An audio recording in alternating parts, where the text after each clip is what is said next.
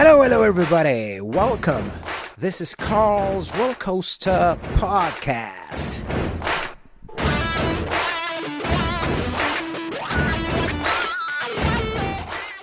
All right, Dani, welcome to the roller coaster. Great to see you again. Thanks for having me, Carl. It's great to see you. Yeah, it's been an interesting year for both of us so far. We just wrapped up an incredible tour in the US with Porno for Pyros. Yeah. And I was so inspired by meeting you, and you basically shared with me your story and your professional background.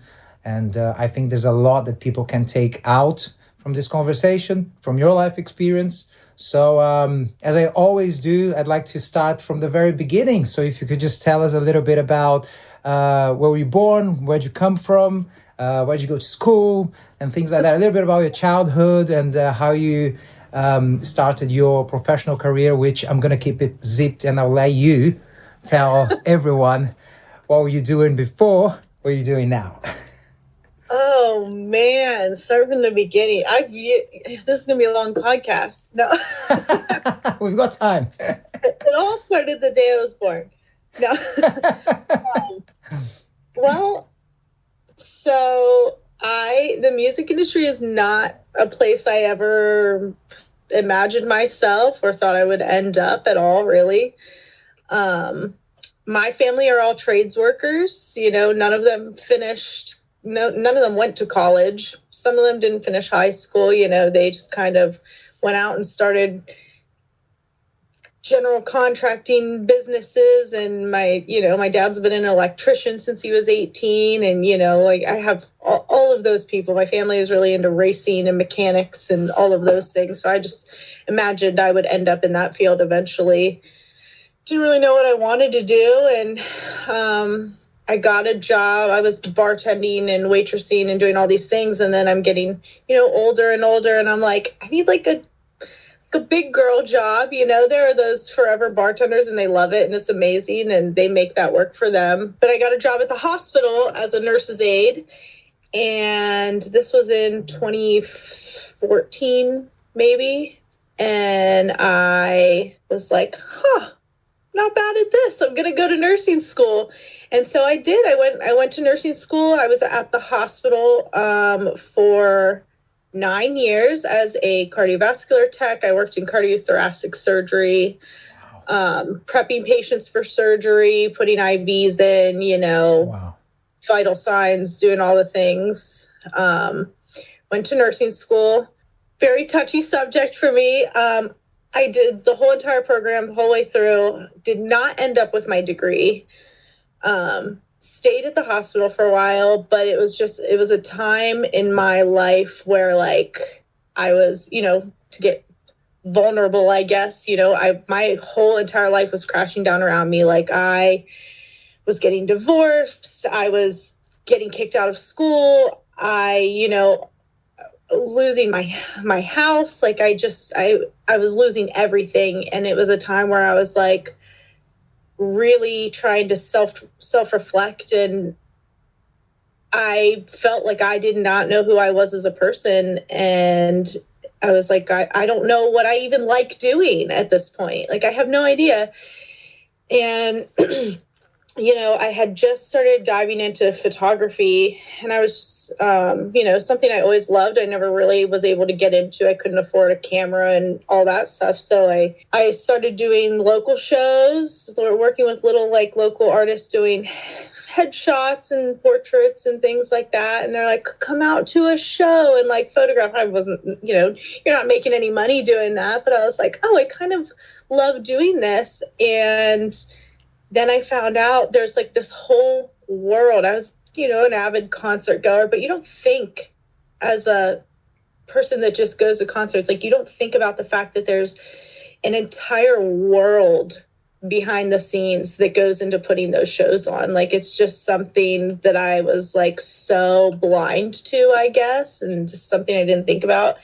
And when I found out that you can get these jobs and you like, there are things you can just do, and you don't have to have a college degree. You just have to, know the right people. And so I was like, interesting.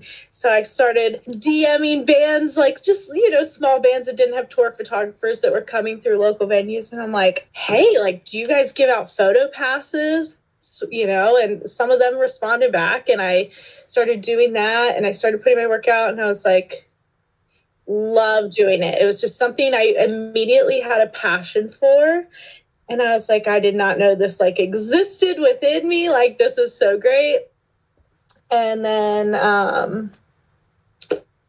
I happened to be doing a promo shoot for a local band at a local venue. The band Red was on an acoustic tour, and Keith Wallen from Breaking Benjamin has a solo project, and he was opening for them.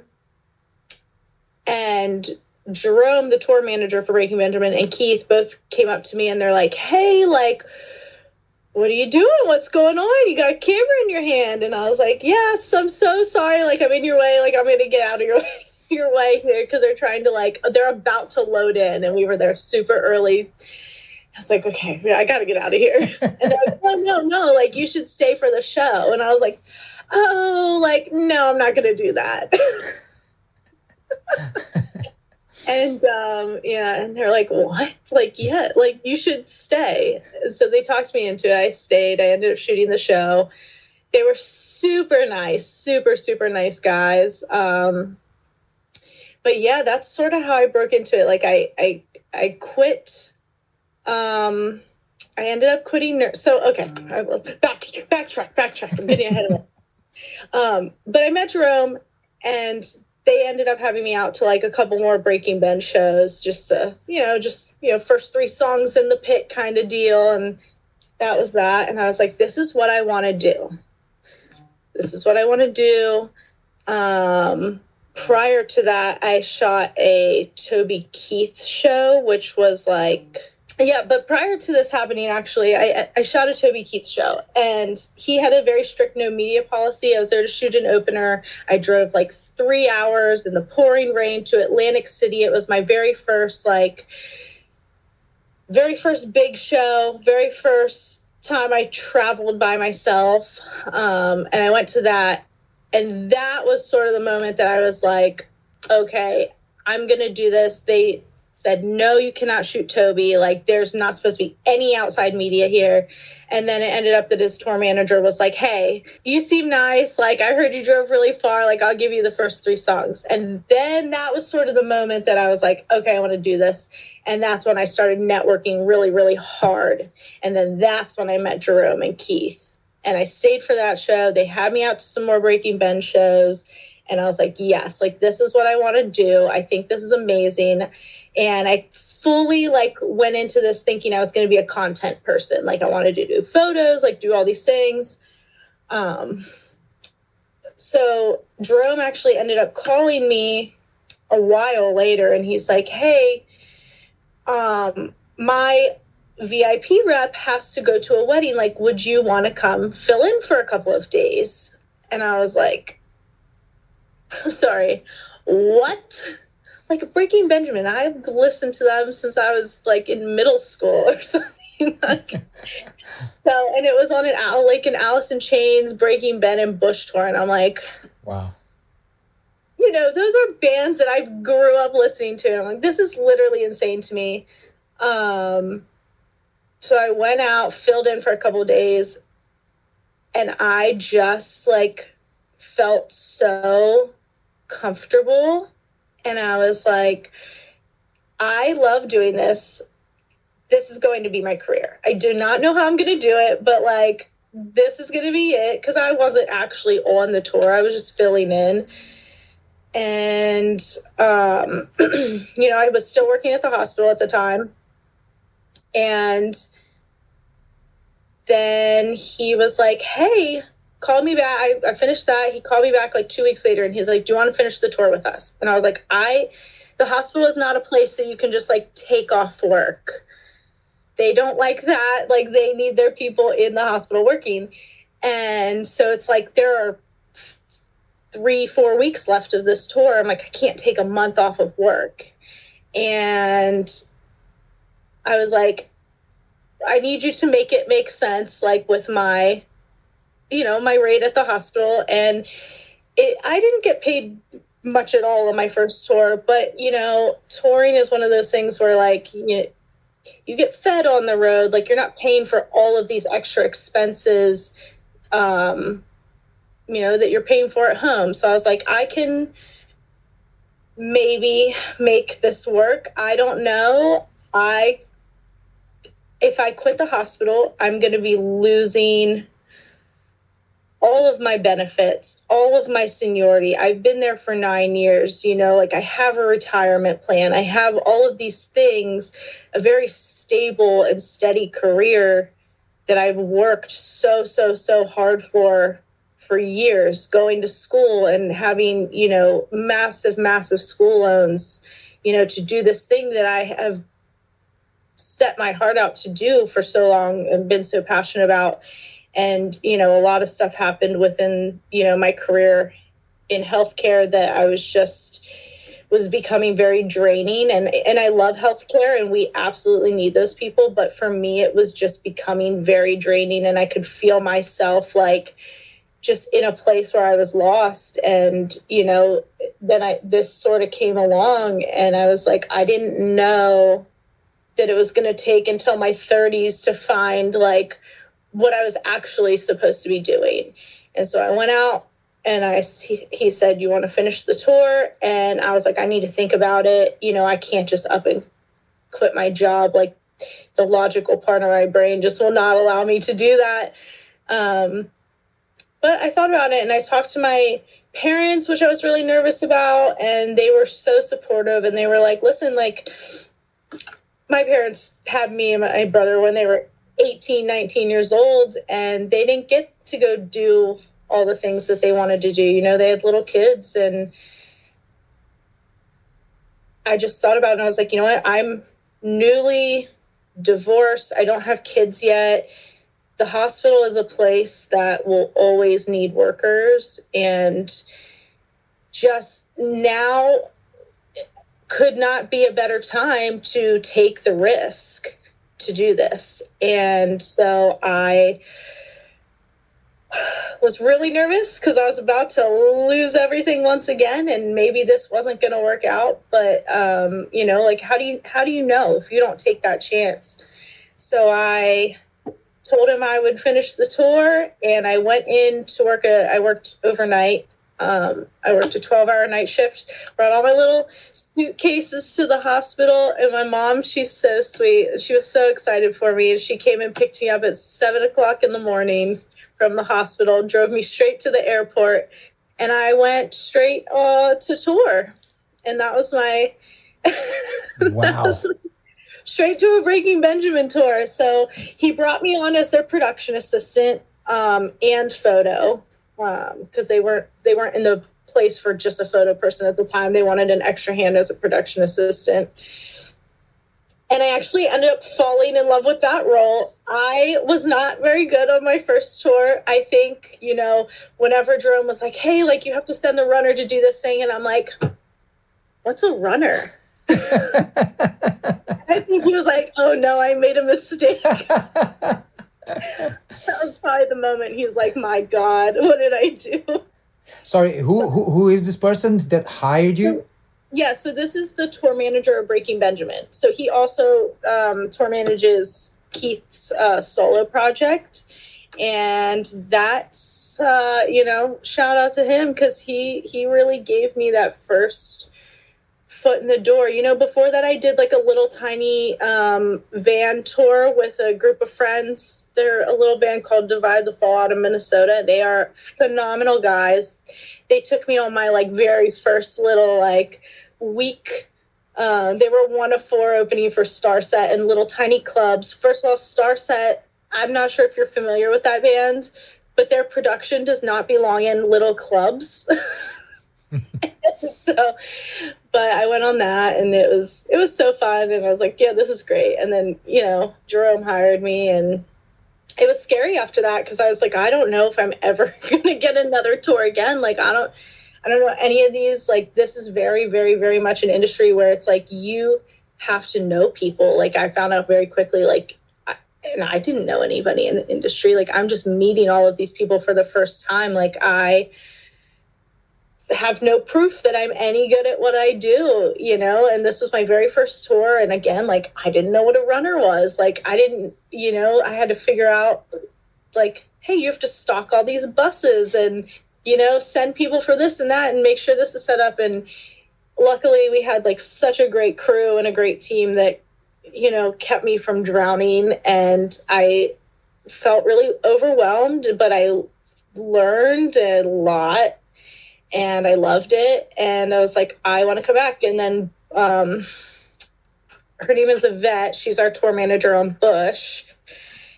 She came up to me during that very first tour, and she was like, because they were support on that, and she was like, this is your first tour ever? I was like, yeah. And she's like, well, it doesn't seem like it, so I'm going to be calling you. And I was like, okay, like, all right, I'm not mad about that.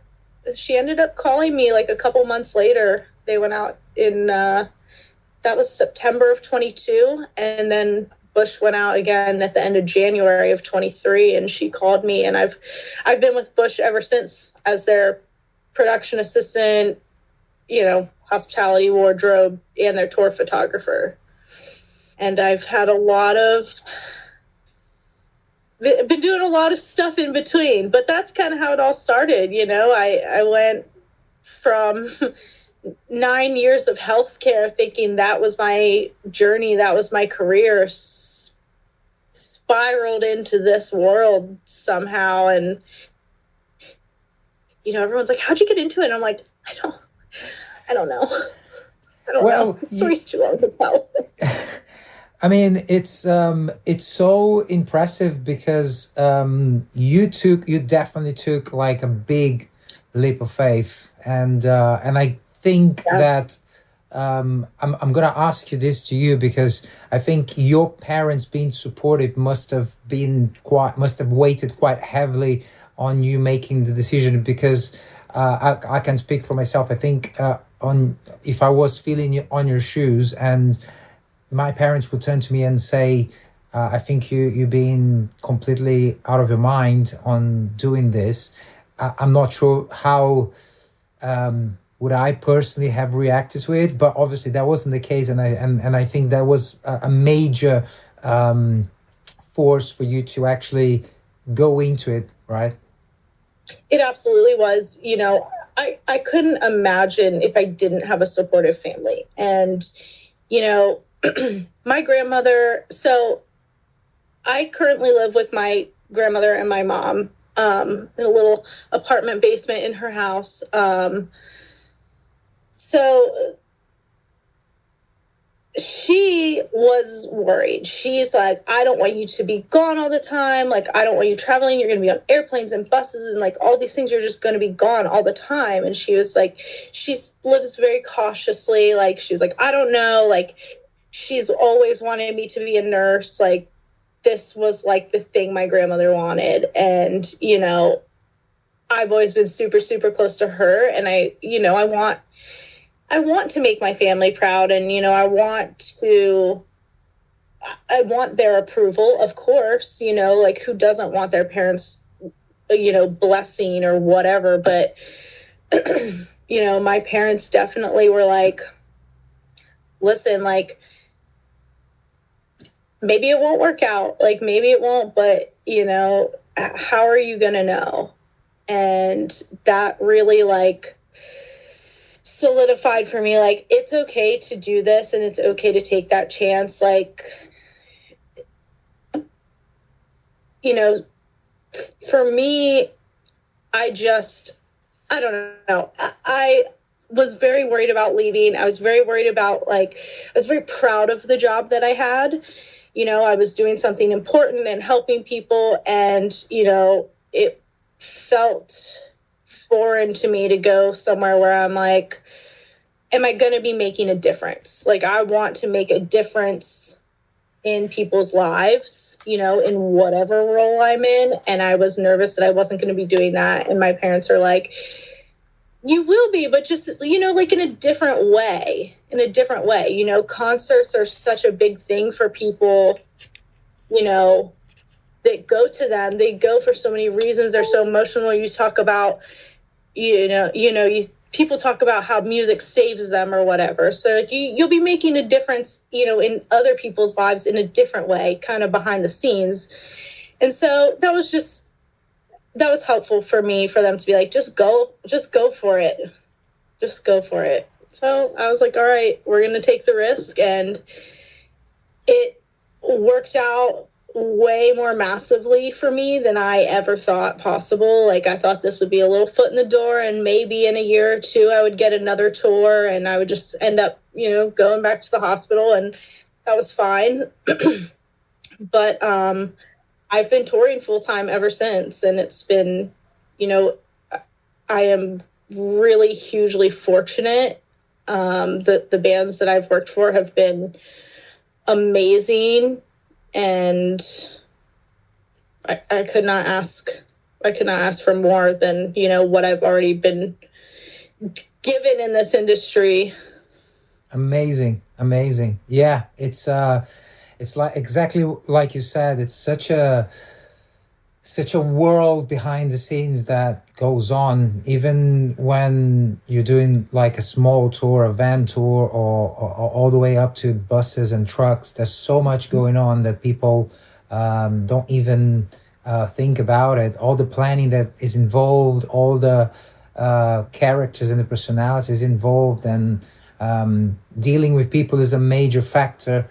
And one of the things that I love that you mentioned it's that we are constantly helping people out. We're constantly giving support, and we are constantly doing things that are invisible to the eyes of the vast majority, but somehow things are working out.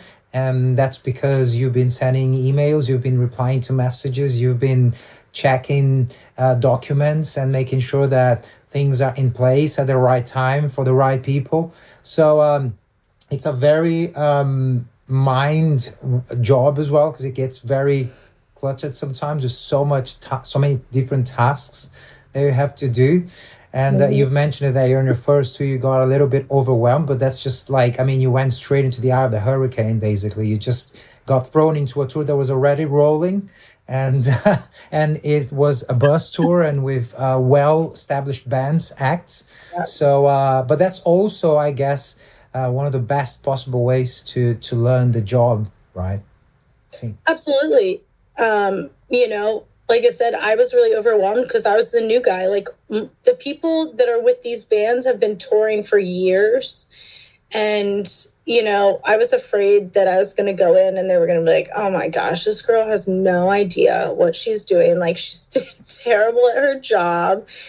And, I was met with a lot of support from the people that I worked with, and everybody was very welcoming, which, I sort of wasn't expecting. You hear about egos in the music industry and all these things, and so I was like, well, I'm definitely going to run into this, but, and there are those people, but like I said, the bands that I've worked for, I have been so like, I know how fortunate I am. I have had an amazing opportunity. Like, not a lot of people coming into this, I don't think, can say like, hey, my first tour ever was freaking Breaking Ben and Alice in Chains and Bush. Like, no. I mean, maybe, I don't know. But like, for me, I was like, this is crazy. Like, I don't know anybody. I'm freelancing. Like, I don't work for a company that's like put me on on this tour. So it's, it was really special for me to be able to do that. And then I met, like I said, Yvette brought me on to Bush, and she just has been, an incredible mentor for me. Like you said, that first tour, I was given direction, but I was sort of just like, hey, like, you have to figure it out now. Like, this is your job now. And I had people to help me along the way.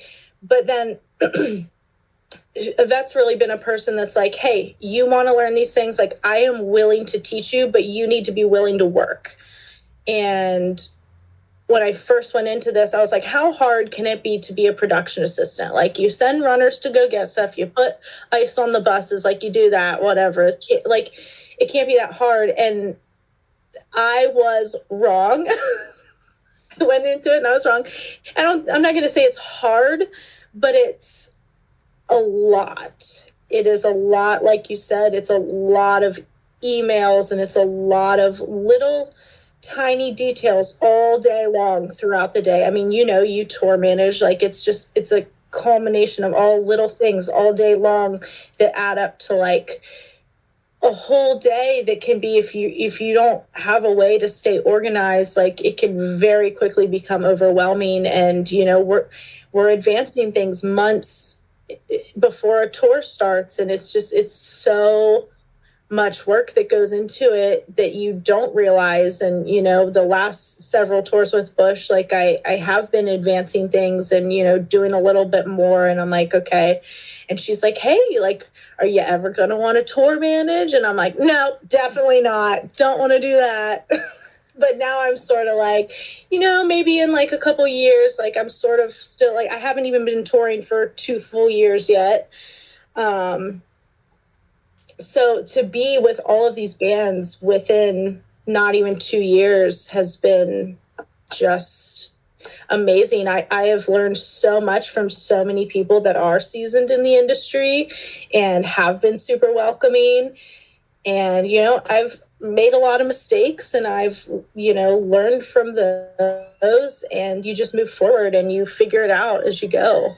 Absolutely. And I love that you've mentioned the word mentor, because a lot of people don't have access to anyone or don't know how to maybe develop that kind of relationship with people that are more experienced than you are in the field, that you really want to learn more about it.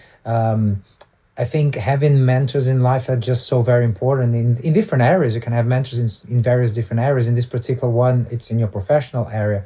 And I most certainly have mine, and people that I can tap into and say, hey, listen, this is the scenario I'm facing now. What would you suggest? What's the correct approach to this? What's the way out, or even what's the way in?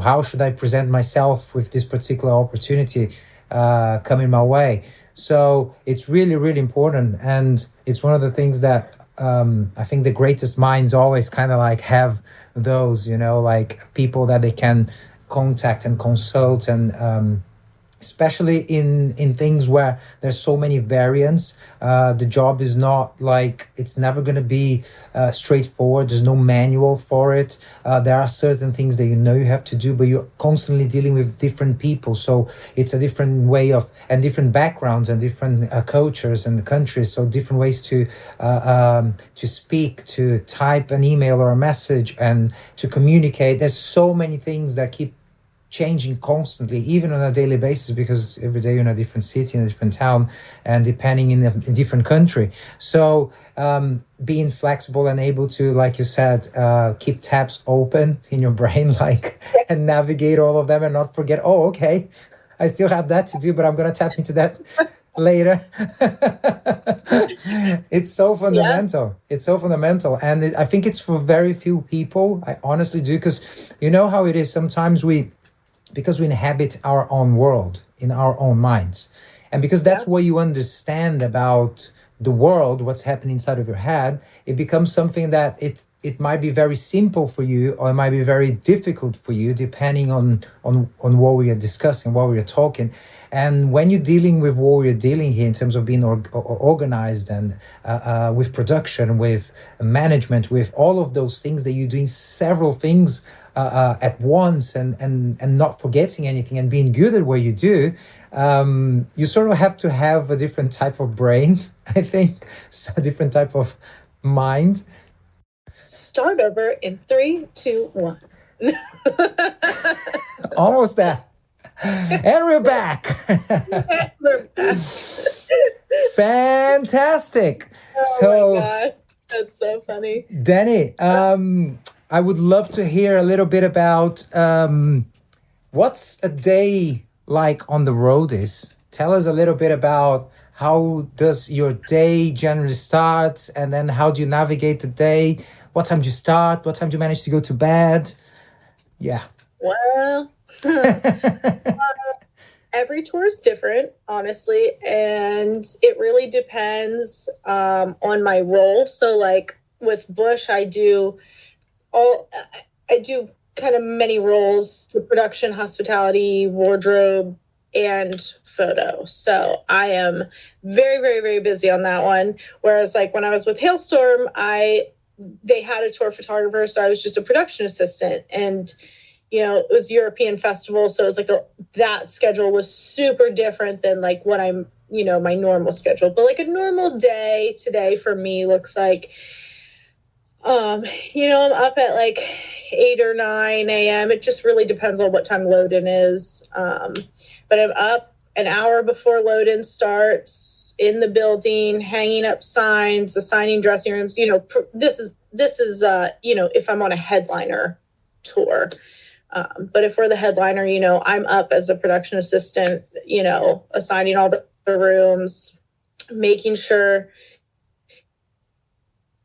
everything is there for the hospitality rider, making sure everything is set up for catering. Like, all of this stuff had been advanced, prior to the show, obviously, just making sure everything is there, how we advanced it. I get the runners in the morning. I give them lists for bus stock, anything the band needs, any gear the crew needs, if they need cables or, a guitar player run or whatever. I send the runners to go get those things.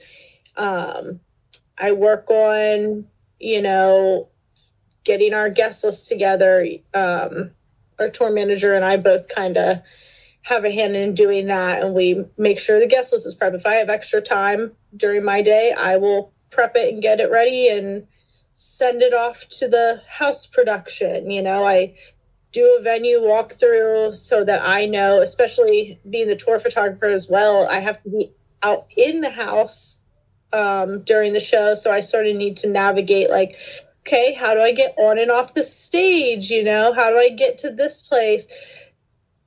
On Bush, Gavin runs out into the crowd. So we're like, okay, how is he going to get from point A to point B? Like all of us throughout the day are kind of having to figure that stuff out.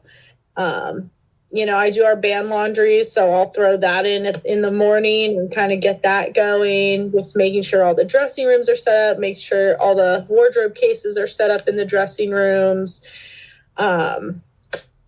make sure stage coolers are filled. I'm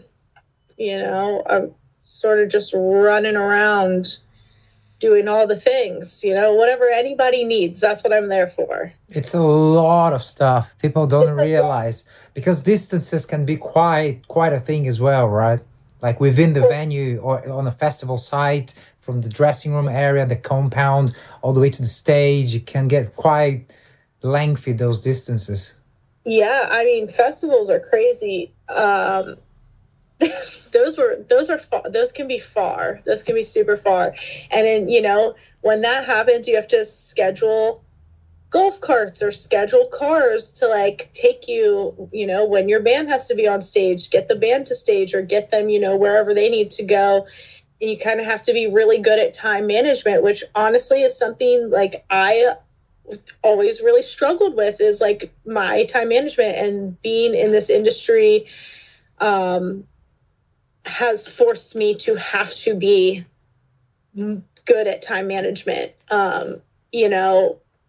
because you have to go on stage on time. Like if there are places like casinos or, stuff like that, where it's like, you will be penalized financially if you are on stage late, because now you're running into, things are set very scheduled, because there are curfews and there are like, things with the fire marshals and stuff that like has to be adhered to. You can't just go on whenever you feel like going on, like there are schedules and you have to make sure people stick to those schedules.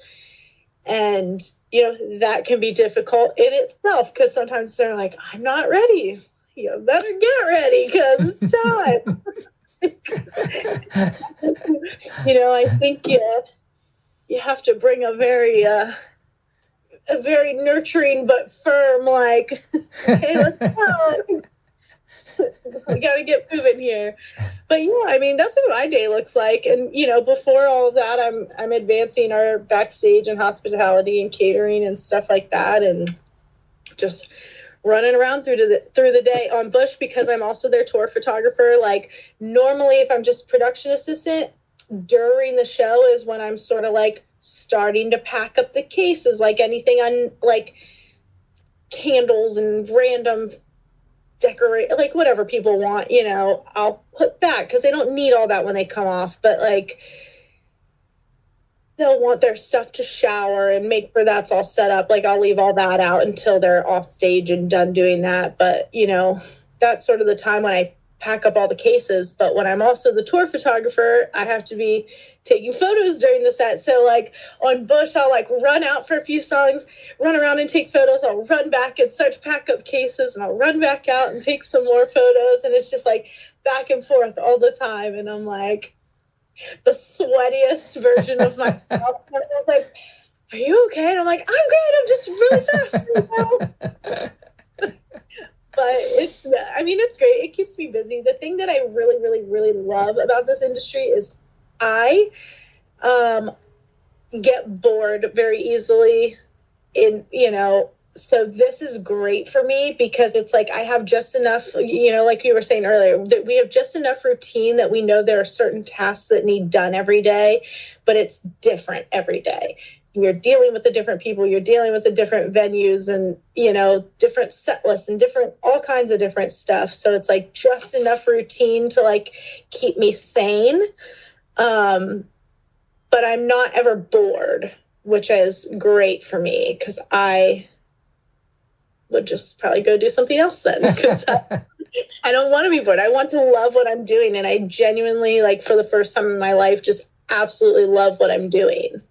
So fortunate to find that. A lot of people, the vast majority of people, will navigate life and will be just on a career or on a job for the reasons that you've mentioned it about your parents. And my parents are very similar as well. I mean, they've had me very when I'm very young, and then you don't get a chance to really try different things because you've got little kid that you have to provide for, and so I believe that the most important thing is actually trying to find something of an interest, and a lot of people, they just don't even try that, which is a big shame, because even if you can't really pay the bills with the sole with one single job, you should always try and make space for that kind of thing, in order for you to keep going with a dream, keep the dream alive, and keep yourself, like, giving you reasons to wake up in the morning and do whatever else you're doing at the time, in order to keep that flame alive within you.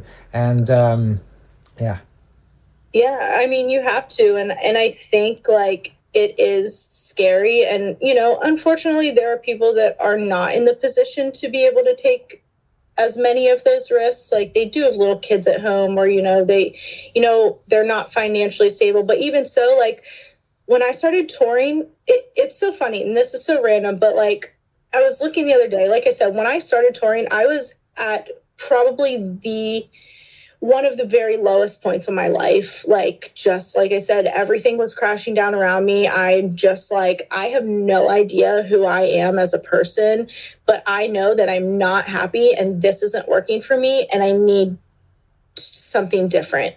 And this is what I had, like, a little passion for. And like I said, maybe I wasn't going to like it once I started it, but I decided to take that risk, and I did have the support of my family, and I found something that I am passionate about and does motivate me. And it's amazing how your mental health changes when you are doing things that don't just absolutely drain you. And, you know, this drains some people. Like, some people would not be able to do this job. Like, this is not for them. They need the routine and they need the stability, you know. And for me, it's the opposite. And I really think that like you said, I am very fortunate to have found this career. And a lot of these people have been doing it since they were super young. And, you know, I started doing it in my 30s. But I don't think it's ever too late for anybody to, you know, take the risk to do something that they love to do. Like, your mental health is so important. At the end of the day, like, as long as you can pay your bills that you need to pay, like, why not be happy? Like, I got to a point where I'm like, I cannot wake up every single day like this. I can't do that. And so I changed it. And I made so many excuses. Like, I was a person that I made so many excuses my whole life for why I couldn't do this or why I couldn't do that, you know? And it was like, I never was really trying. And I think it's because, you know, a lot of times I was scared to actually achieve those things, because that would mean change, and change is scary for people. And, you know, I finally decided to do it, and a lot changed, and it was really scary. And now I'm just like, I want other people to be inspired to, you know, maybe they don't need to make a huge drastic change, like completely switching their careers or something. But like, I hope that I at least inspire people to make those little changes within themselves. Like, you don't have to be miserable every day. Like, that is literally your choice. And we live, like, I think we talked about this when we were on tour together. Like, energy is a very, very real thing. And the more, like, we live inside our heads. Like, you cannot escape yourself. You live in there. Like, you need to make that a safe and good place to live. And I think that a lot of people don't do that, and they just get overwhelmed. And so do I. Like, I struggle with anxiety and depression too, but like, I consciously, and I, you know, I'm in therapy. I make the effort to wake up every day and be like, I am going to make today a good day, because there are lots of things in life that suck. Lots and lots of things. You know, it's so easy to wake up and be like, this day sucks. Like, and you know, we all have that. But I think people need to make a conscious effort to like find the good. Like, as cliche as it sounds, like, you have to do that.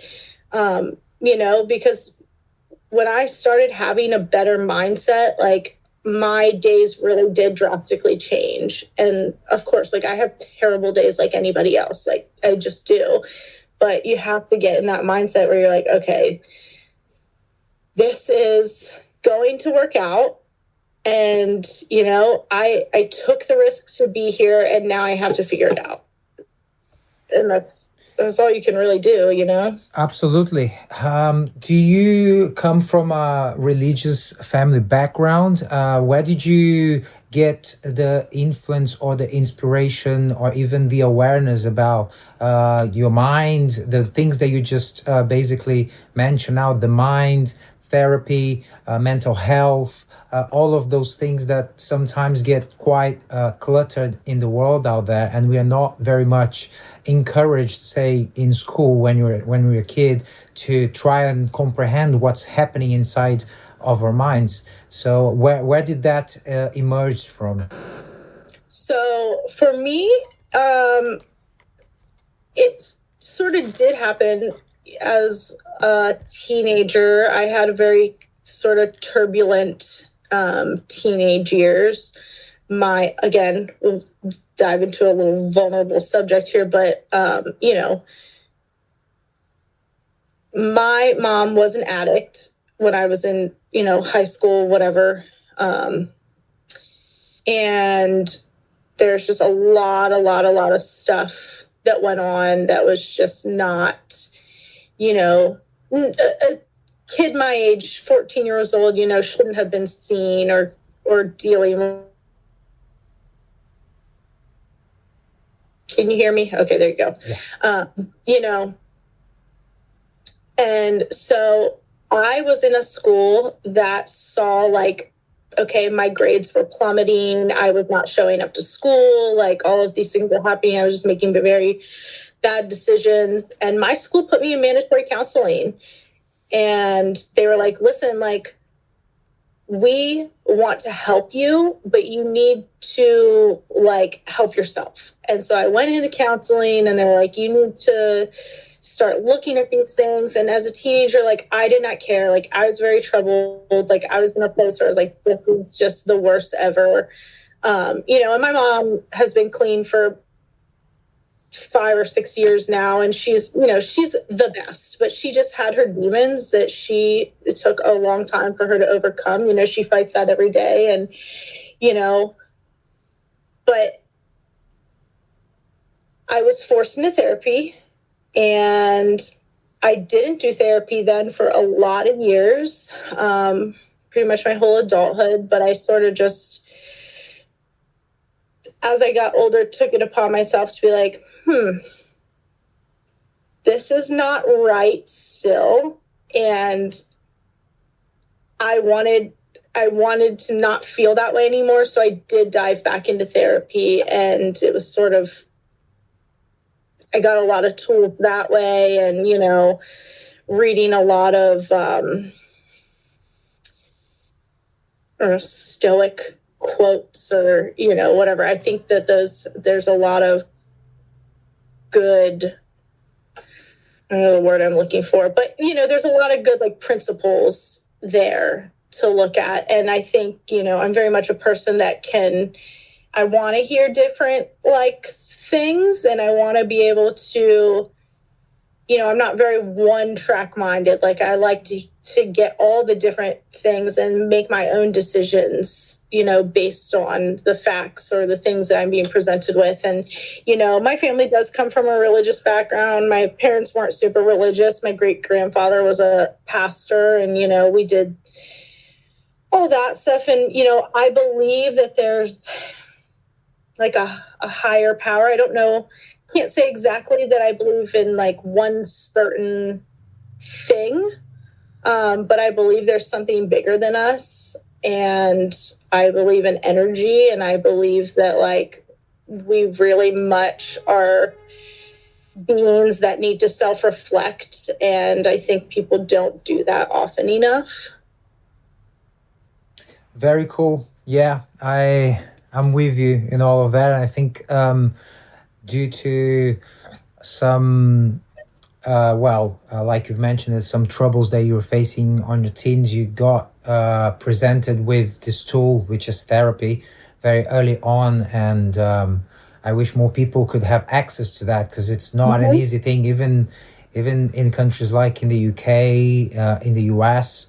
I mean, those things, they're not very accessible yet, and the services that are offered, sometimes they are not like as good as going private. And going private, people have to make that space within their budgets in order to accommodate that. And then depending on what you faced in life, you just don't have the means to do it, and I think it's absolutely crucial. I think we should all have access to that somehow, and should be government funded, because we would definitely be able to understand ourselves better and understand each other better, really, and as a consequence have a bit of a more of a, I don't know, maybe a better world, or maybe head towards a better future, because when you have still like the troubles that we face still, like 2024, and we're still fighting wars, we're still invading countries, we're still like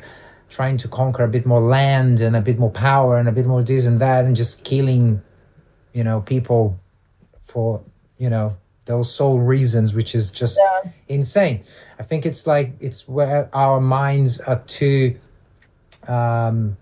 attached to the experience, to what your eyes, your ears, and everything, all our five senses are basically delivering to us.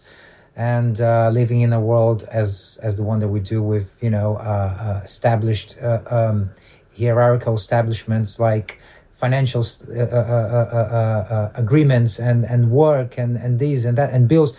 Everything just drives people crazy, and Yeah. and as a consequence, we have a very tender, political and social situations taking place in the world. I think that we are very much lucky, like you've said, used the word lucky a few times, but I also think that it's not only that; it's about the fact that you do, on your particular case, you did seek change, you did seek assistance, you did try to evolve, you did try to understand what was happening within yourself, and as a consequence, you're creating a life for yourself every day, because that's where life happens. Life happens right here, right now. It's not about what happened last month. It's not what happened in the future. Obviously, that we carry all that information within ourselves, and we make decisions based on what happened yesterday and what we are aiming tomorrow. But we can never forget that the only thing that's really real, it's the present moment.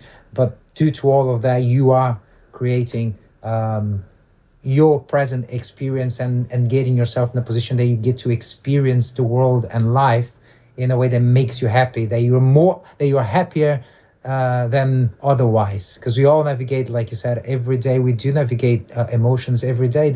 You never wake up and you're like, from 9 a.m. all the way to midnight, happy, happy, happy, happy, happy, happy, happy, happy, happy, or sad, sad, sad, sad, sad. Yeah. It's a decision. It's a conscious decision that you can make as well. Which feelings, which emotions am I going to engage with, right? Which ones am I going to empower? Yeah, and I think it's so important, and mental health is so important. It's so important, just every day in your life, in your career. And again, like, sometimes I wake up and I'm like, I'm choosing violence today. People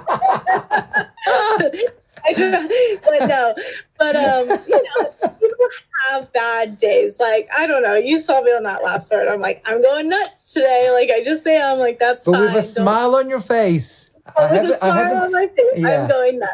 It's okay. Live, laugh, lose your mind. Okay. But it comes to a point where you're like, hey, like, you can't.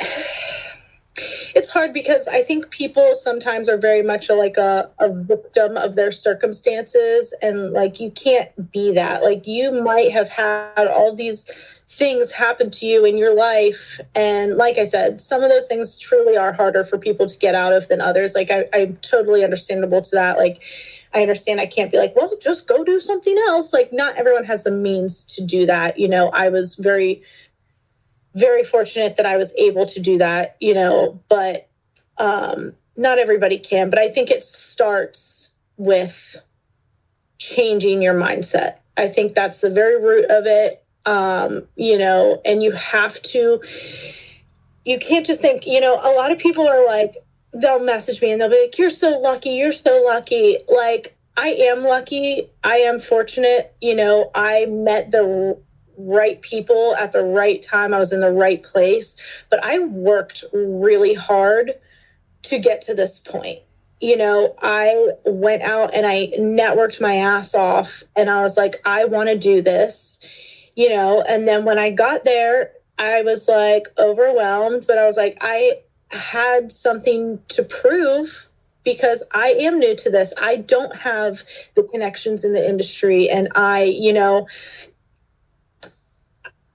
wanted to work hard, and show that I was like good at my job. And now I'm to the point where, like, I do have routines and I do know what I'm doing, compared to when I first started. But, now it's to the point where I'm like interested in learning other roles, because I'm like, I don't want to learn everybody's role and just be okay at everything. But like, I think it's important to be well-rounded and, get really, really good at a couple of things, so I don't go into a tour and I'm like, well, I'm only a tour photographer. I only do this one thing, whatever that one thing is. And like, I can't provide any other, you know, any other thing to you than that one thing. But it's like, hey, like, you need a production assistant. I'm really good at being a production assistant. I'm also really good at being a photographer. Like, some tours like that, it's so crazy because like mid-level touring, which is where I normally sort of like that mid-level I'm at, like, people wear many hats.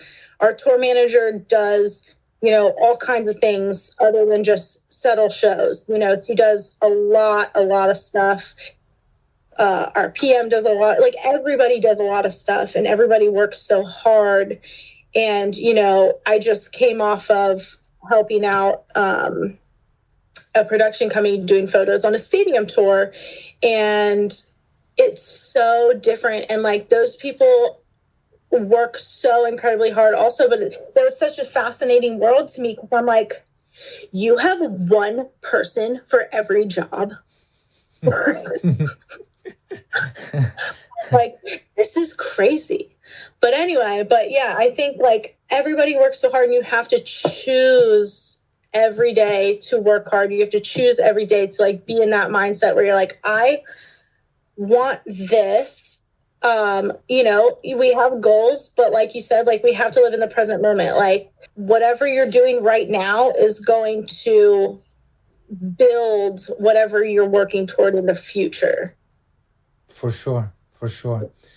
Dani, is there anything that you need to have with you while you're on the road? Anything that you need to have with you as a physical thing, or any type of food or anything that you can't live without it while you're away from home? That is a great question. See, these are the things I don't think about, where I'm just like, wow, this is a really good question. I don't know how to answer it.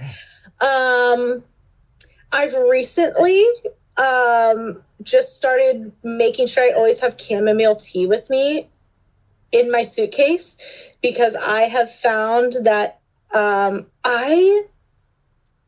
if you haven't noticed, I'm severely ADD and everything is crazy. I sleep at night because I'm just thinking all the time. But I found that chamomile tea with a little bit of honey just calms me down. I'll just go right to sleep. And so I've been carrying chamomile tea and honey with me, like, in my backpack into my hotel room and stuff. Very cool. That's one thing. Something I can't. Oh my gosh. That's a good question. I don't know. My camera gear is always with me. Always. Because even if I'm not the photographer on tour, I am always snapping pictures of the cities I'm in. Very cool. Very cool. Dani, I mean, honestly, I want to be mindful of your time. And I think hearing your story, I'm inspired by it. And I think it's just so important and so cool to have people like yourself willing to, open up and tell your story. And I hope that people that will be listening to this from whichever, background or walk of life, I'm 100% sure that people will take something very inspirational from this conversation, because again, sometimes life just sucks for a lot of people. And the fact that in one way or another, you've managed to navigate your 20s and go through all the ups and downs of life, personal life, professional life, life at home, and make the change, have the guts to really try something completely different and completely change your life, your personal life and your professional career. And having the mindset that you have, and having had the chance to work with you, which was an absolute delight. I mean, you're just so amazing at what you do, and it was so great. I cannot thank you enough for taking the time to speak to me today and to talk to everyone. And I hope and I'm sure we will cross paths again in the future. So thank you so much for your time today, Dani. Really appreciate it. Yeah, thank you so much for having me. And I'm sure we will cross paths again, but it was so great working with you, and hopefully we get to work together again. But it was great talking to you on here. I hope you guys enjoyed this conversation, this podcast, as much as I did doing it. So if that's the case, please do follow on Instagram at rollercoastercarl, myself at Carl Casagrande, on Twitter, same thing, Facebook, same thing. Do subscribe. Do subscribe on iTunes, subscribe on Spotify. That's very much appreciated. Thank you and have a great day. Cheers. Bye-bye.